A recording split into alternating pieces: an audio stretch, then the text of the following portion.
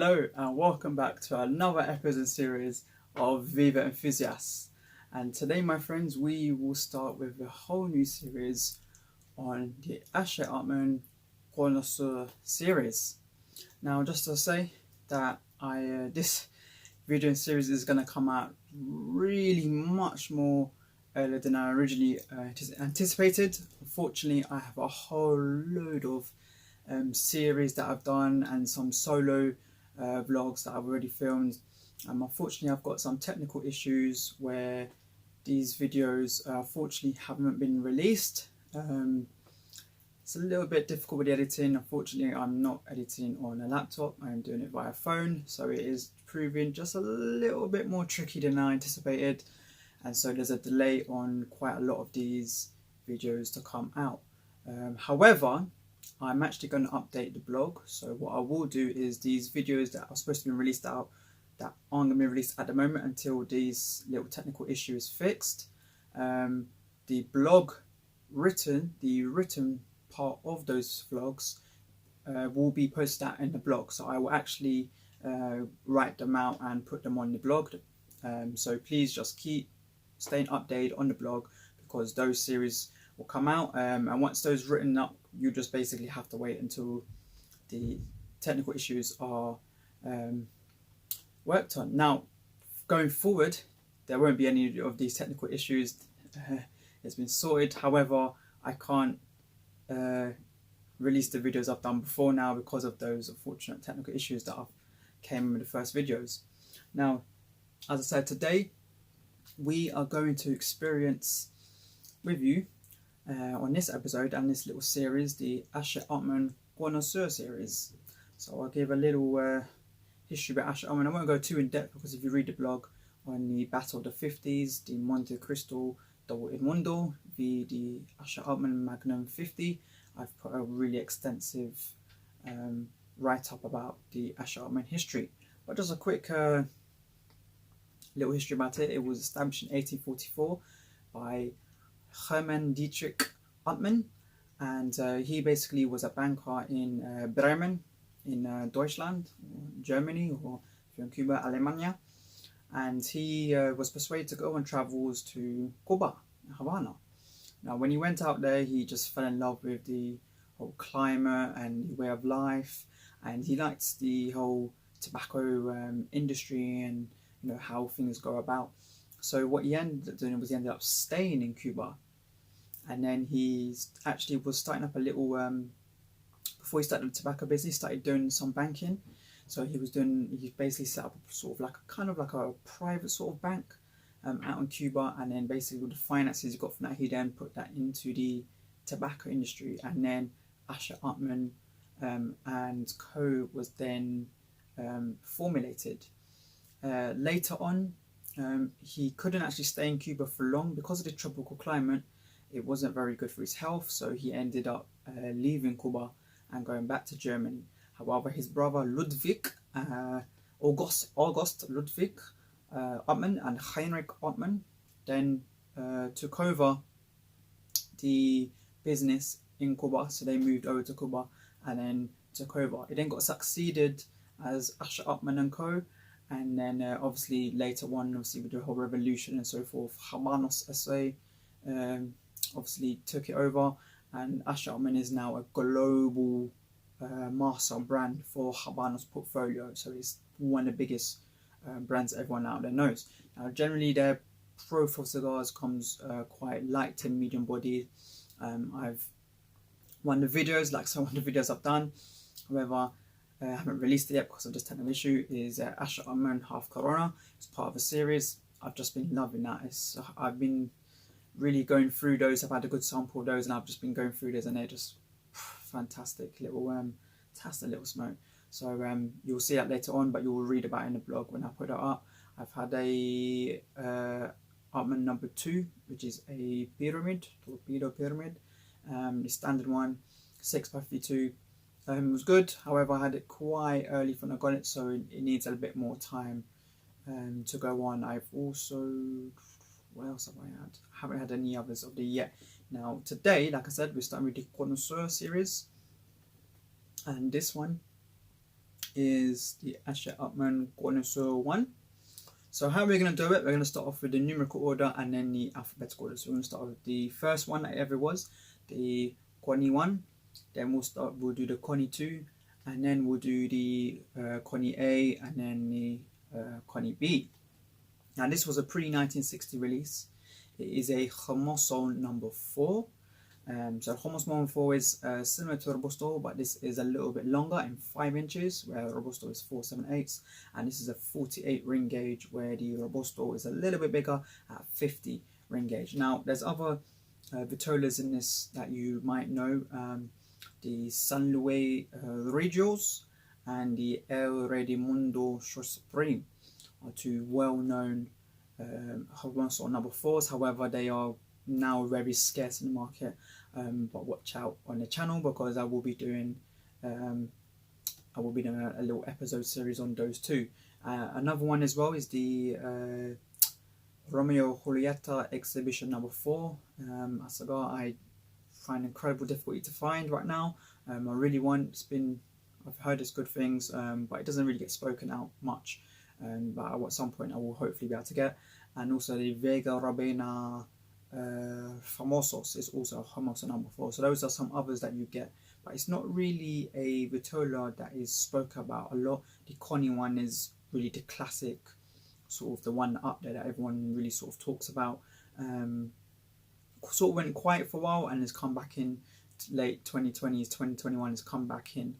So I've been really looking forward to trying this one for quite a little while since I've got it, and we're finally here. Get that. Loving my straight cuts again. I'm just loving it lately. It's so good. I've been doing this now for the last couple months. Great cut there, as you can see.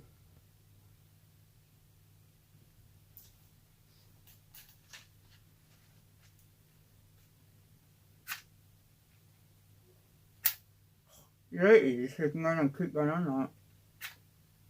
I keep home.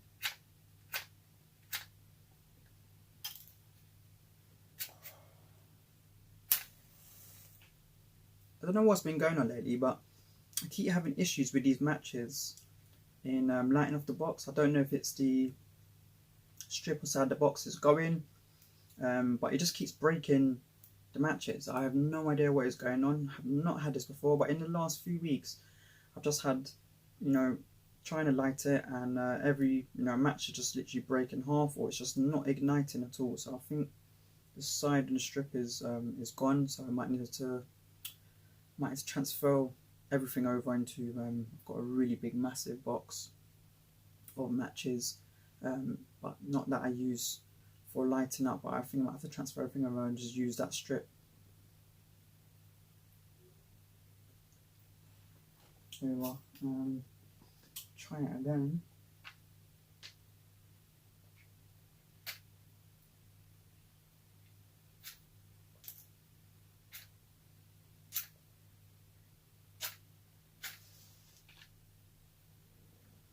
Something wrong. I think the whole strip now is just like it's coming off completely now. It's just something wrong. So I'm gonna have to try and get a new get one of my other boxes and use that instead.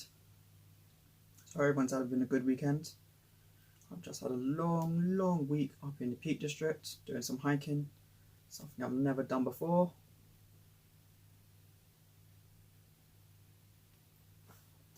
Burning my hand now.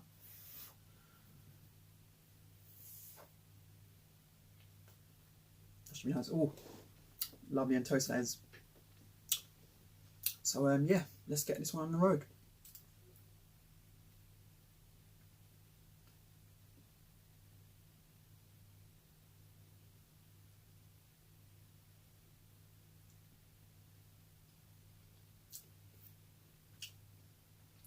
Lovely and smooth, quite peppery on and off, and I wasn't expecting actually. So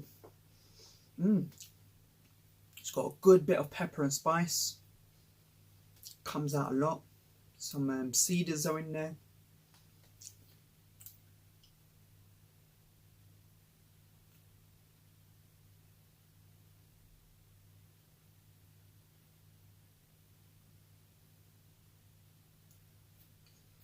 Retro gives the same sort of thing. Gives a nice cedar and a little grassy note comes out for the retro more than the draw. It's quite peppery, this. I didn't expect it to be so peppery. I got these, gosh, when did I get these? I got these maybe in about May, around May time. It's been a few months. But yeah, quite peppery start. Wasn't quite expecting that. The draw is good. The output is pretty good. So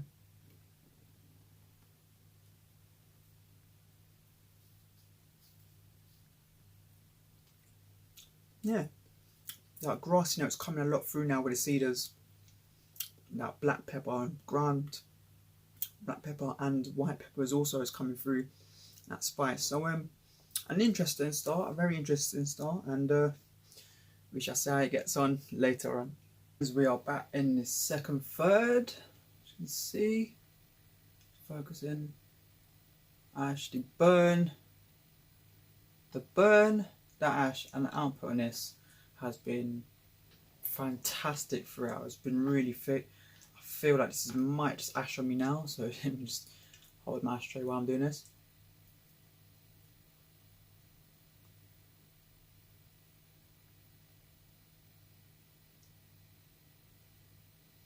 Look at that output. Still lovely creamy cedars. That pepper and spice has now ramped down a whole load, where it was very punchy and sort of kicking you straight away in the face. It's now very subtle in the background. It's calmed itself a lot down. That grass, you know, not quite there anymore.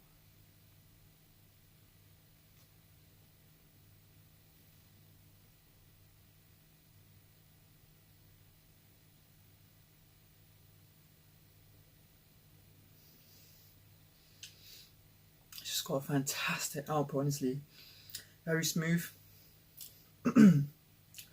Earlier on, mid-end to the first third, it had a creaminess that came to it. I find, to be honest, the half Corona, this Connie 1, is literally an extension of the half Corona. Half Corona, the half Coronas I've had so far this year have just been the exact same in draw, in output, and delivery. Special flavours as well. This one a little bit muted in the flavours compared to the half Corona, probably because obviously it's a bit more of a longer format, 3.5 inches. The half Corona, this is at 5, so another inch and a half to go. Gauge obviously is a little bit small as well, 44 gauge to 48. However, you can't really feel the difference in this one. I mean, pretty much good. I've also got the same delivery that I've had from the Upmann too. Now I haven't put this in the blog and review. I literally was just waiting to try out. I went to try it out. And it was like a test and trial basically. I tried that out. I tried out the Show Supreme as well. This was about a month or so ago before I come to review. So I just went to just to test them out and see where they were at. And I've got pretty much same delivery. I feel this is literally just like a half Corona but an extension. So if you've got a bit more time than the half Corona, the Connie 1 is the one to go. Let me just quickly give you one more before I hurry up. I feel like now I'm going to have to relight it because of the ash. I'm just going to put it, so I'm just going to roll the ash off now. Burn has been pretty good. So yeah, this has been pretty good. Like I said, slightly a little bit less than the half Corona in this transitioning through the flavours. It is a little bit down on that, but that draw and output is just such a delight. It really is a delight. So I will come back a bit more later in the last third, and I'll wrap up to you and give you some numbers. So friends, we are back in the last third. See, the burn, the draw, and the construction have been top notch, first rate on this. I've even any time it's come off the burn offline, it's corrected itself fantastically. I've already had to relight it once, and that was only when I ashed, which you saw previous second third. I need a bit more fire now because I was setting everything up.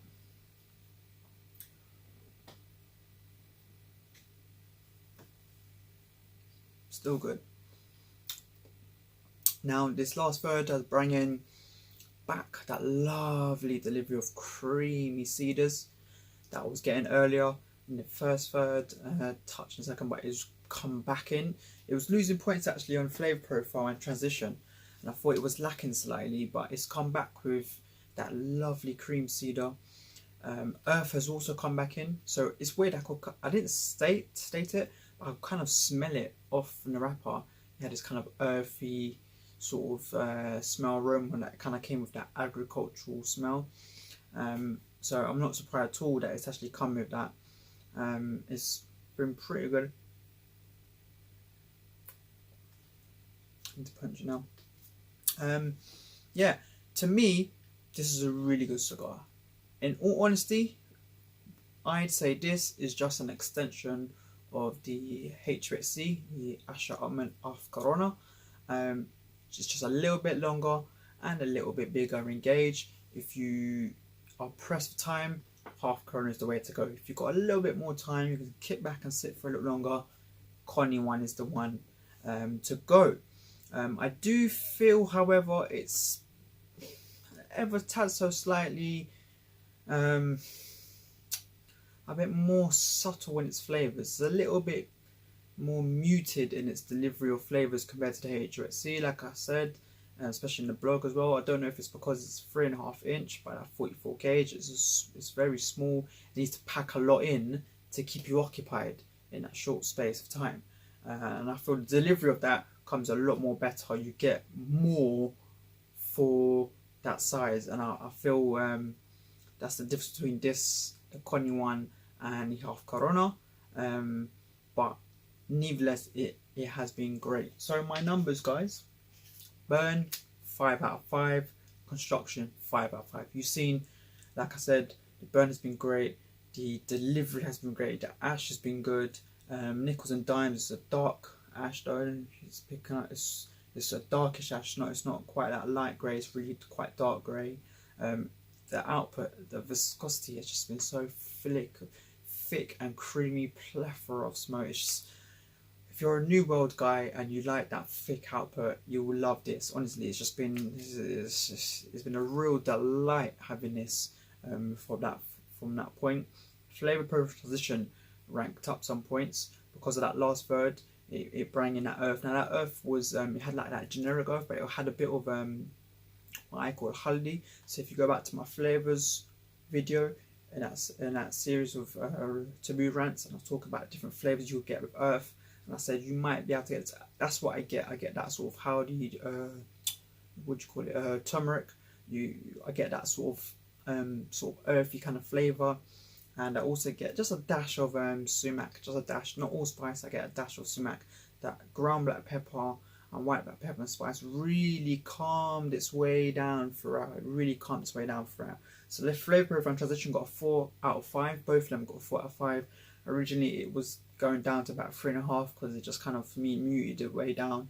But it scored back some points, clawed back some points in that last third. Finish 4.8 out of 5. Like I said, that draw, the viscosity of smoke, the delivery of it has just been top notch. Why it didn't score 5, I would have preferred just a little bit more flavour to come out with that draw. The retro has been pretty much the same, not really much has come out from his last second third, which is why I haven't really documented about that retro. But it's been really, really good. I've enjoyed myself for this, and I'm so glad I finally got this. Shout out to Cigar Salute, because if it wasn't for him giving his review of why he basically put this in one of his ratings for his most loved of 2020, and I can see why he loved these. I don't know the box date of this. I have no idea from the vendor. My guess, late 2020, early 2021. And my half Coronas that I've got a sample of, they all came from December 2020. So I'm pretty sure this is probably a late 2020 because they literally just tasted exactly the same. But yeah, I think if you just had a bit more of a powerful flavour coming through delivery, it would have got 5, no doubt about it. Overall, that's 4.56 out of 5, so a very good high score, and or 22.8 out of 25. So it just missed that cusp of 23.